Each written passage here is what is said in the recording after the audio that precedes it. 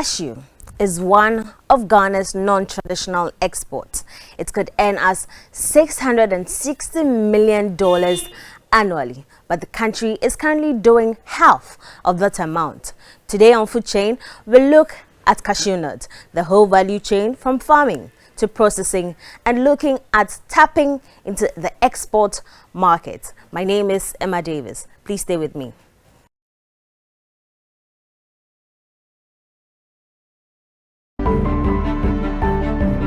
We are currently at AgroKing Limited, one of the cashew processors in Ghana, and to help us understand the value chain is Andrew Smith, one of the directors of the company. Hi, Andrew. Hi. Welcome to Food Chain. Thank you. Welcome to AgroKing. Okay, thank you. AgroKing is a cashew processing company. We started off as primary processing. That means that we send the nuts from the raw material stage to what we call the white kernels. Over time, we've decided to add the secondary processing to it.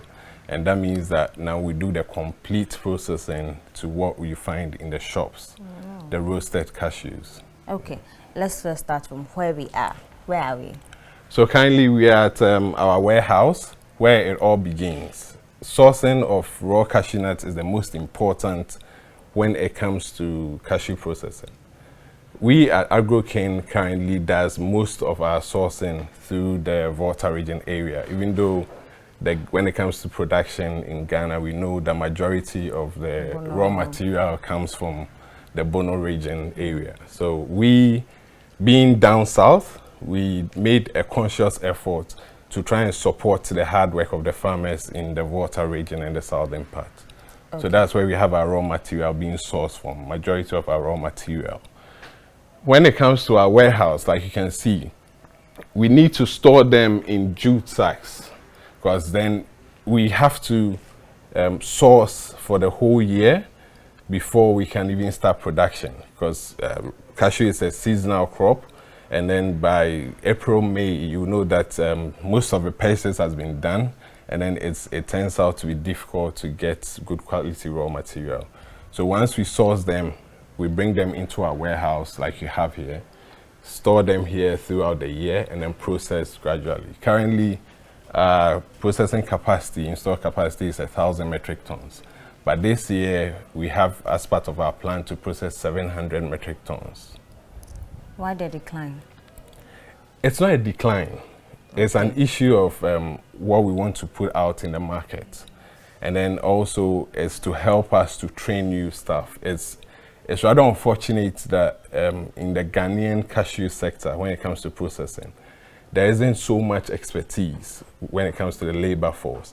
So we are now training. So it's always important that we don't exceed the installed capacity, especially for this year, so that we can have a very efficient processing made. Okay. When it comes to soya production, I understand that the government has the kind of sack they allow them to use. Is that the same for cashew? Yes. When it comes to cashew, it is recommended that you always use the jute sacks. Now, there isn't a particular branded sack that you need to purchase and then use. Most importantly, you need to have your jute sacks. You can source them from various places, but then that's the recommended storage sacks. Okay. What's your capacity, your warehouse? What's the capacity? Our warehouse is up to 250 metric tons on site. Okay. But then we have other warehouses when needed that we can release and then use, then transfer as and when this is going down. Ah, okay. So here, you can store your raw materials for how long? For a whole year. A year? Once it's in the jute sacks, you can notice the packing. We have to allow a lot of ventilation. So once the packing is done right, we then can store for a whole year whilst we process and then ensure the quality.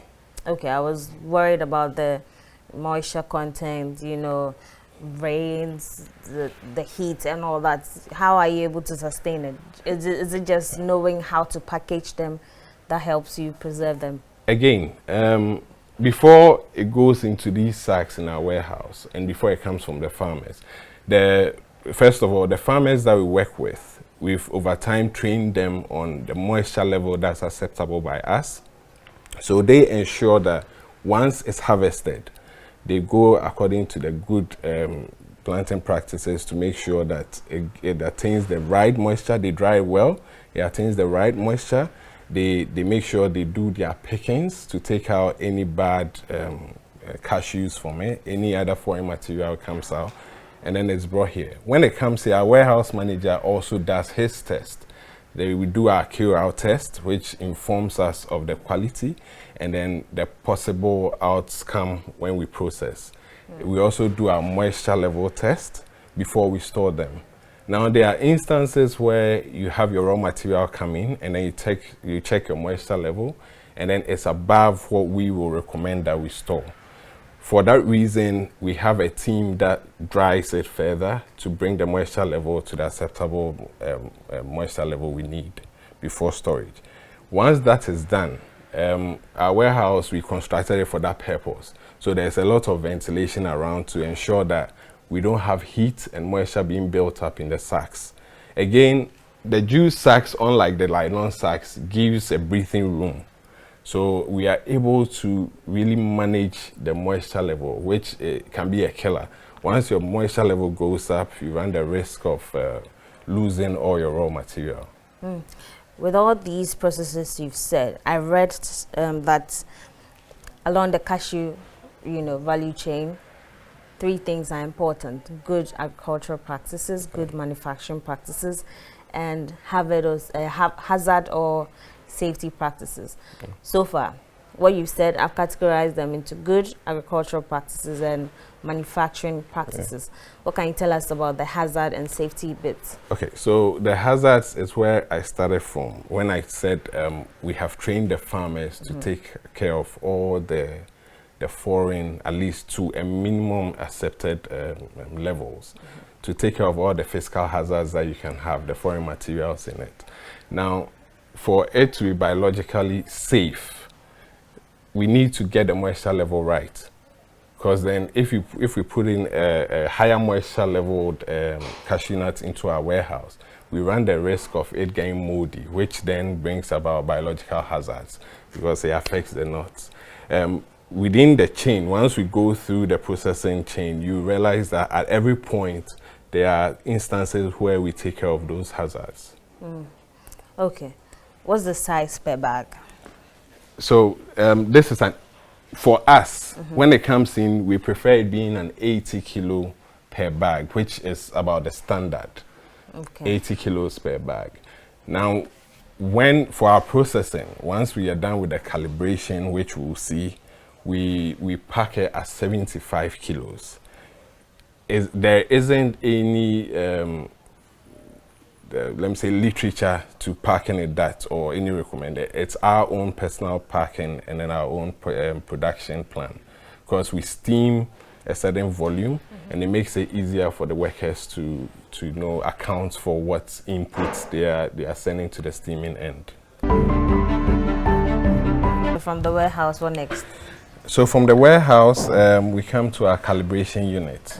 What this does is, it's when the nuts come in, it's mixed with various sizes.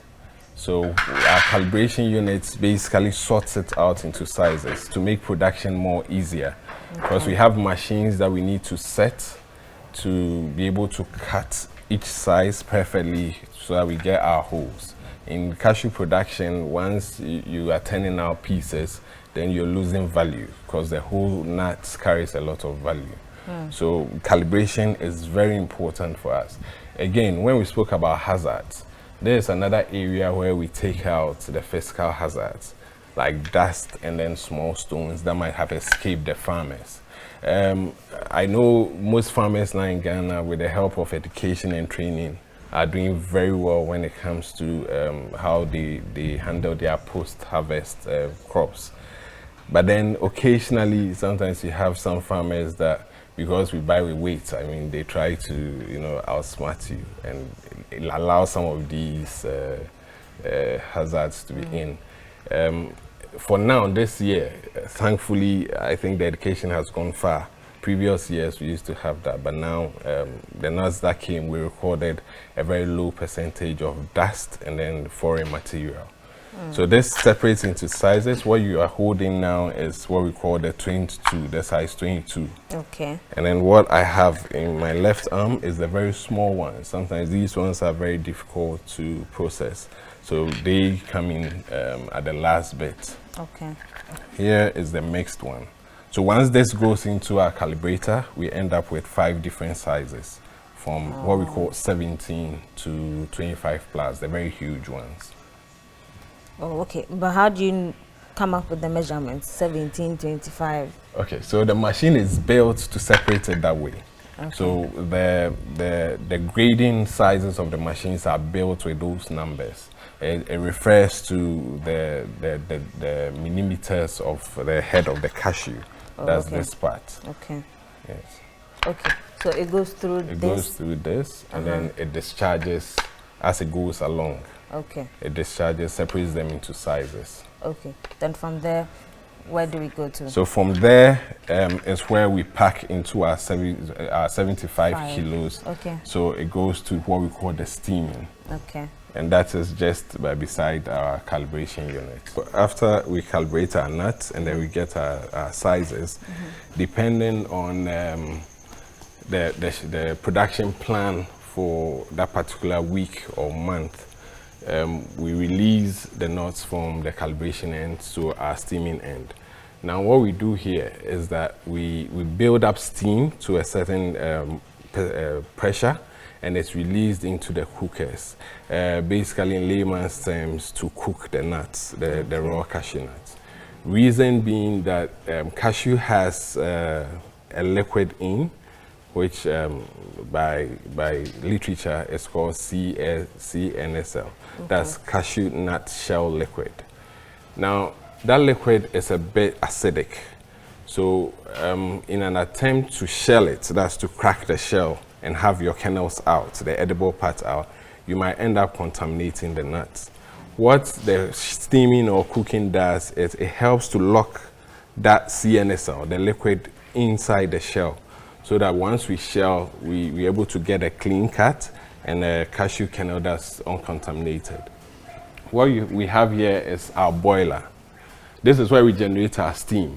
It is biofueled, so we use the shells from our production, which is a byproduct of the production, to fire our boiler, so that at least to some extent we're able to manage the waste that we turn out, because we are reusing the waste, and also to help manage the cost of production when it comes to fueling our boilers. So we use the biomass boiler. Once the pressure is built to the desired level or pressure, we then release it into our cookers. We have 3 cookers here. Okay. Each cooker takes 300 kilos. And it's for that reason we decided to pack after calibration 75 kilos, because then it makes it easier for the steaming unit to pick 4 bags, and they know that serves 1 cooker, rather than having to weigh it all over again to make sure they get 300 kilos. So at this very point, we can steam 900 kilos of our CN at a go. So once the pressure is built, it's released here.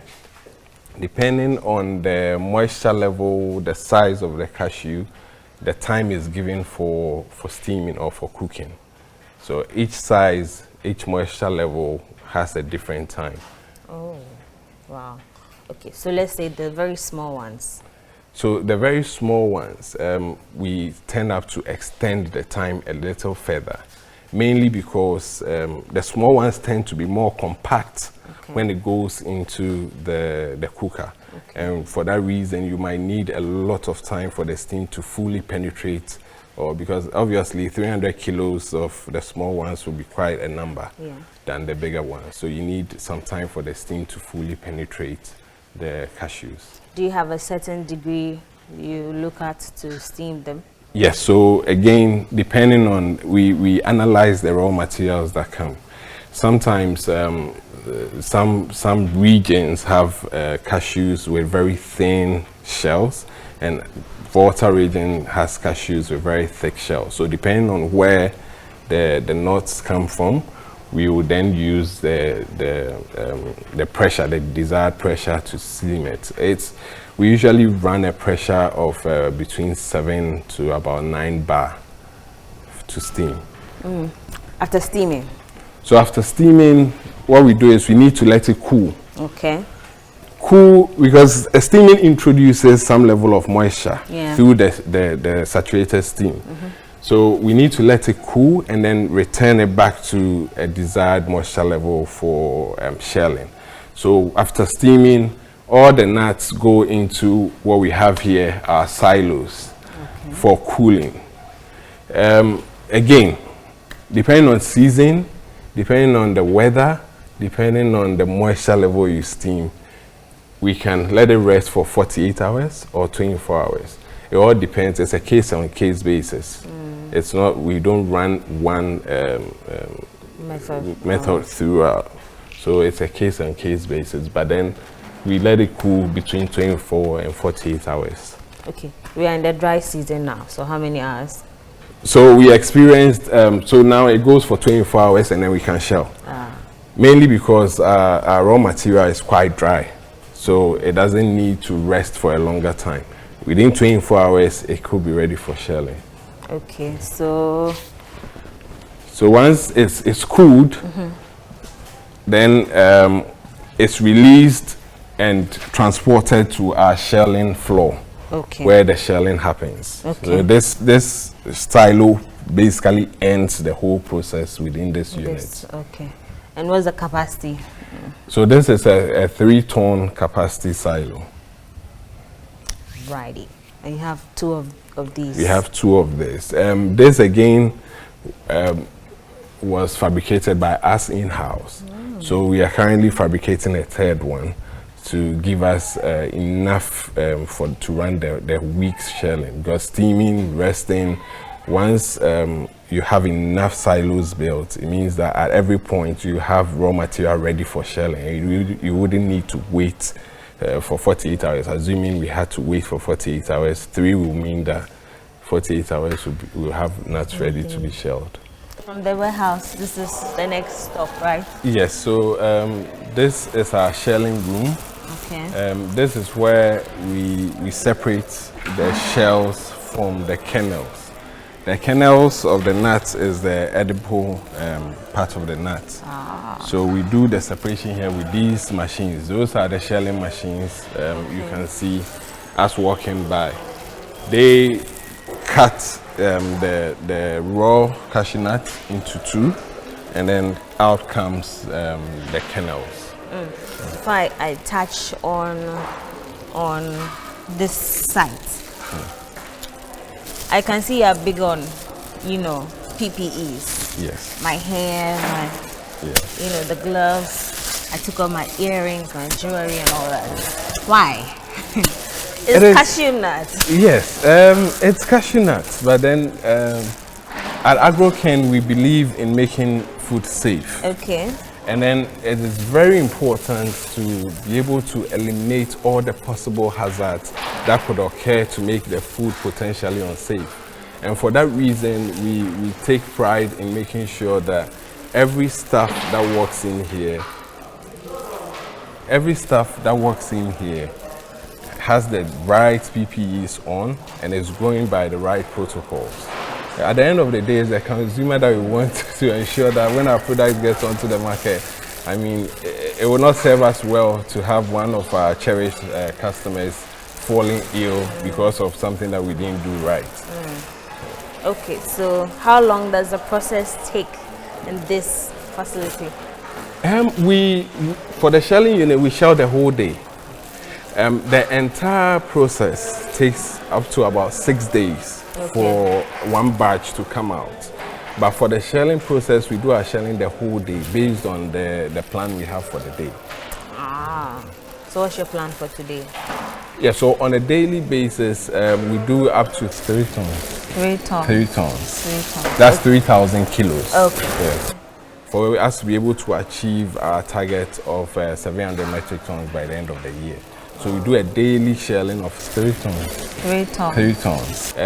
Give or take, our machines can go beyond. But then for the plan that we have, that's where we've limited it to.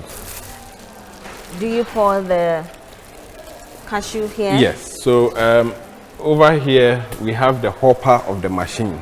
That's where the raw nuts that come from the steaming end is poured. And then once the machine comes on, it has blades that has the raw cashew nut pushed through, and then it cuts it. Just like you have here, cleanly cut. It splits it into 2, and then it out shows the kernel. Okay. And do you know the estimated time, maybe 30 minutes or? We shell the whole day, but then we have an effective shelling time of 80 kilos per hour on these machines. Okay, I see. So what's the connection here then? So once the shelling is done, it doesn't end there. There is what we call separation, because the machine shells and it comes out like what we have here mixed with the shells and all that. So this is a bucket conveyor that conveys what is shelled from the machines into our separators. What the separator does is it aids in separating the kernels from the shells, as well as any other products that might have gone through the machine and then missed the blades, what we call the uncut. It also helps to separate that once it goes through this line.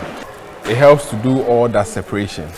Now, of course, the machine is efficient to a certain point, but at any processing unit, you find that the human intervention is needed. At every stage in processing, you realize that there is always a human intervention. So once it goes through the process, we sometimes have the nuts that might not have come out of its shell, the kernels that might have not come out of its shell. And that goes to the women in the factory, the ladies we have here, to scoop it out. So their portion of work is what we call the scooping. They scoop out the kernels that are trapped in the shell to sort of separate it, just like what the machine will do for us. So anything that misses, the machine misses, we use human intervention to take care of that. Okay, so how many workers do you have here? Currently at this shelling floor, we have a total of 14. Okay. That's the men in charge of handling the machines. We have one female who is part of the machine operators, and then we have the women, the ladies who scoop out the kernels. And then the warehouse, how many? So the warehouse, we have a total of 7. They handle the operations within the warehouse. So what you see them doing is using a pin or a very flat knife to scoop out the kernels from the shells. Whatever was trapped in the shells, they scoop it out. And then it's sent, from here it's sent to the drying room for further processing. From here, we then head to our drying unit. The kernels that come out here, even though it was steamed, we consider it still raw, because the steaming was meant to treat the shell and make it easier for shelling. Now, it comes covered with what we call the tester, or the skin of the cashew nut. So we need to move it to what we call the thermal processing unit. That's basically, in layman's terms, the drying unit. Okay. And the drying unit, what it does is it reduces the moisture level in the kernels, as well as dries up the skin so that it will be more easier to peel it off. When it gets to the shelling end, what it does is the machine separates what we have here, that's the kernels, from the shells, like what you saw at the warehouse. It came fully in its shell. Okay. And when it gets here, the machine will then separate, yes, like this. And then the machine separates this, which we call the kernels, from the shell. So at the end of the day, we'll have an empty shell, because all the kernels are out. This is an empty shell? This is an empty shell, yes. Okay. And again, what we spoke about at the steaming end, when you look closely, you can see some oil traces. Yeah. Yeah, so that's what we call the CNSL. Oh. If it hadn't been steamed and logged in, we would have probably realized that all this would have been covered with CNSL, which is a chemical contaminant. Wow. So then again, steaming helps to take care of the chemical hazards through the process. This is our drying room, where after shelling and when the kernels are out, we have to dry to send the moisture level down to about 3. This enables for the peeling of the tester, the skin of the cashew, much easier. There is a 2-step process that we do here. We do the initial drying at 75, any degrees between 75 degrees to about 80 degrees for an average of 8 hours. That ensures that you would have dropped the moisture level to a considerable level to aid the peeling.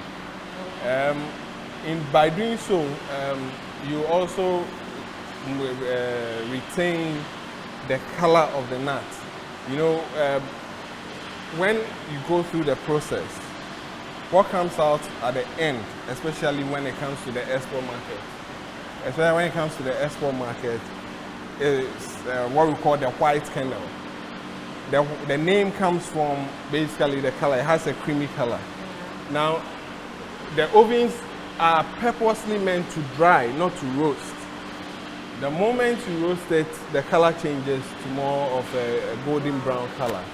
So it's to dry and then retain this particular color you have here, the creamy color, and we call it the white kernel. After the 8 hours drying, we do a process called thermal shock. We take it out and then we introduce it into a thermal shock chamber. That is also targeted at, making it more easier. In the past, we would dry and then take it out, and it goes straight to the session called the peeling session. That's just manual peeling. So you have the labor force using the peeling knife, as we call it, to scrape off the tester, the skin of the cashew. Now we've introduced mechanization, and we've introduced the machines to help take care of that.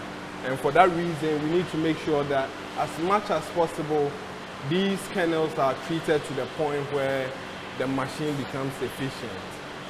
In today's episode of Food Chain, we looked at the challenges and opportunities the sector has.